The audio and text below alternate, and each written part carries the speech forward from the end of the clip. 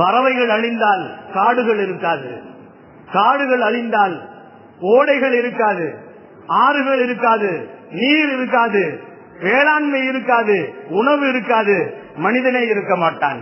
இன்னைக்கு அந்த நிலைமை தான் போயிட்டே இருக்கு.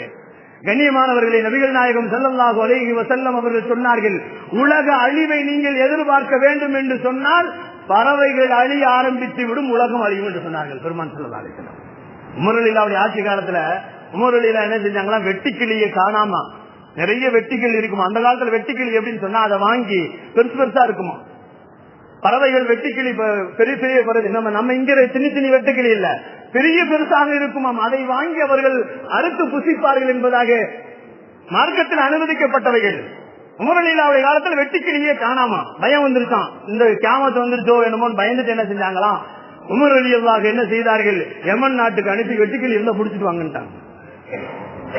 உமர் ரலியல்லாஹு வெட்டுக்கிளியை புடிச்சிட்டு வாங்கன்னு சொல்லி நேரா யமன் நாட்டுக்கு அனுப்புனாங்க. யமன் நாட்டுக்கு போன எல்லா சஹாபாக்களும் வெட்டிக்கிளியை கொஞ்சம் புடிச்சிட்டு வந்த உடனே உமர் ரலியல்லாஹு அப்பதான் மூச்சு விட்டாங்க. அல்ஹம்துலில்லாஹ், இந்த உலகம் அழியல, அது அழிய போவதற்கு உண்டான ஆதாயங்கள் இல்லை, இது வெட்டுக்கிளி இருக்குதுன்னு சொல்லிட்டு அவர்கள் என்ன சொன்னாங்க, வெட்டுக்கிளியை அல்லாஹு ஜல்ல ஷானஹு தஆலா அழிக்க ஆரம்பித்தால் கியாமத் வந்துவிட்டது என்று சொன்னார்கள். நபிகள் நாயகம் ஸல்லல்லாஹு அலைஹி வஸல்லம் அவர்கள் சொல்ல நான் கேள்விப்பட்டிருக்கிறேன். ஏன் வெட்டுக்கிளியை பற்றி இப்படி சொல்லுகிறீர்கள் என்று சஹாபாக்கள் கேட்டுகிற நேரத்தில் உமர் ரலியல்லாஹு சொன்னார்கள், நாயகம் ஸல்லல்லாஹு அலைஹி வஸல்லம் அவர்கள் சொன்னதை நான் கேட்டிருக்கிறேன், கியாமத்து வருகின்ற நேரங்களிலே முதலிலே பறவைகள் அழிக்கப்படும் என்று சொன்னார்கள், அதிலே வெட்டுக்கிளை முதலில் அழைக்கப்படும் என்று சொன்னார்கள்.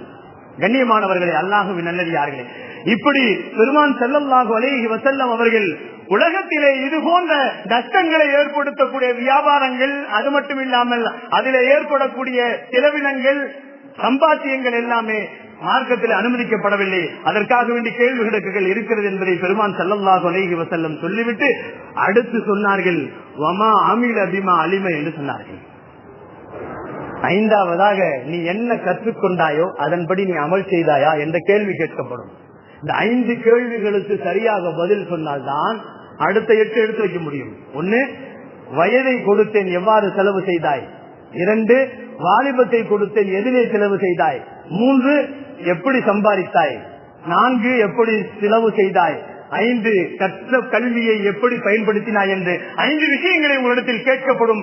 இந்த 5 விஷயங்களுக்கு நீங்கள் பதில் சொல்லாமல் ஒரு அடி எடுத்து வைக்க முடியாது என்று பெருமானார் ஸல்லல்லாஹு அலைஹி வஸல்லம் நமக்கு சொல்லி காட்டுகிறார்கள் என்று சொன்னால், இன்றைக்கு வாலிபர்களுடைய நிலைமைகள், நம்முடைய சம்பாத்திய நிலைமைகள், செலவினங்களுடைய நிலைமைகளை எல்லாம் மிகவும் கவனத்தோடு செய்ய வேண்டியவர்களாக நாம் இருக்கிறோம்.